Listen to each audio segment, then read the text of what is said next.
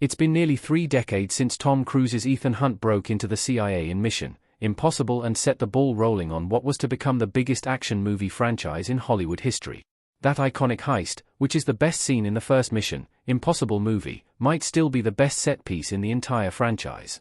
Mission: Impossible's Jim Phelps villain twist is also among the best in the franchise, which has almost consistently always featured fantastic villains.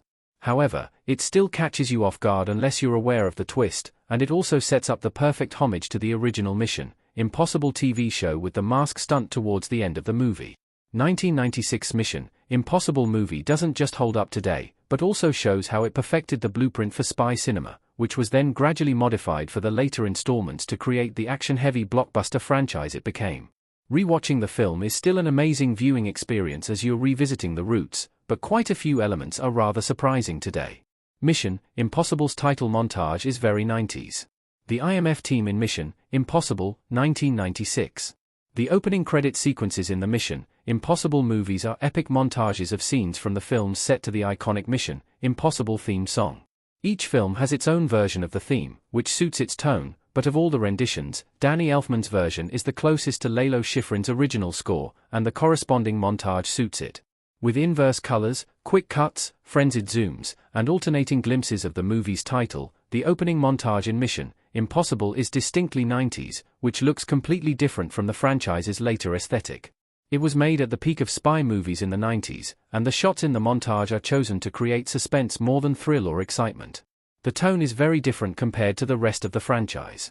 The Langley heist in Mission: Impossible, 1996. Brian De Palma's direction gives Mission: Impossible the vibe of an espionage thriller instead of an action blockbuster, which would more appropriately describe every sequel. Tension with a ticking clock is a gimmick in every movie, but the first film's treatment of suspense as a narrative device would never truly return to the franchise, even as the stakes grew bigger.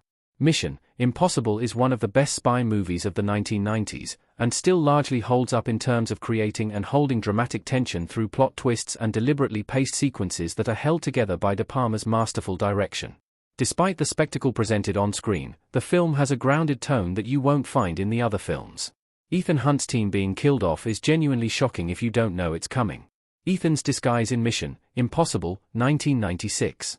One of the best aspects of Mission: Impossible as a blockbuster franchise is its treatment of death.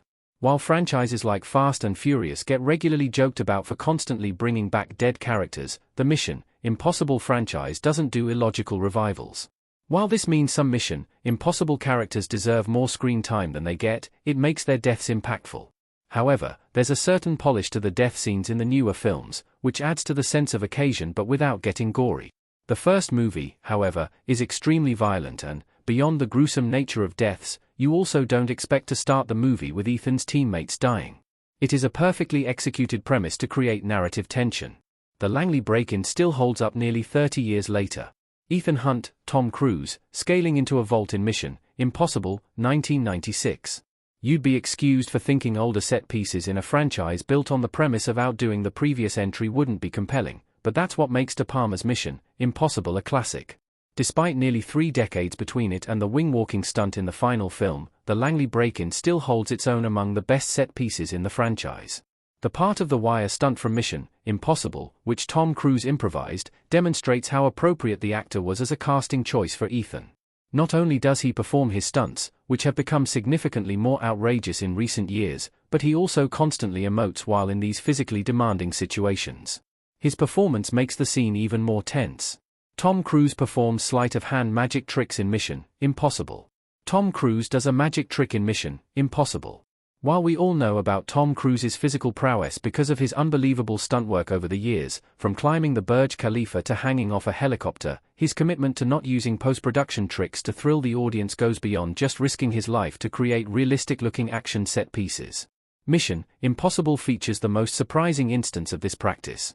The sleight-of-hand magic in Mission: Impossible, which Ethan Hunt uses to switch discs and keep the enemies one step behind, is actually done by the actor, who learned how to do close-up magic just for the movie.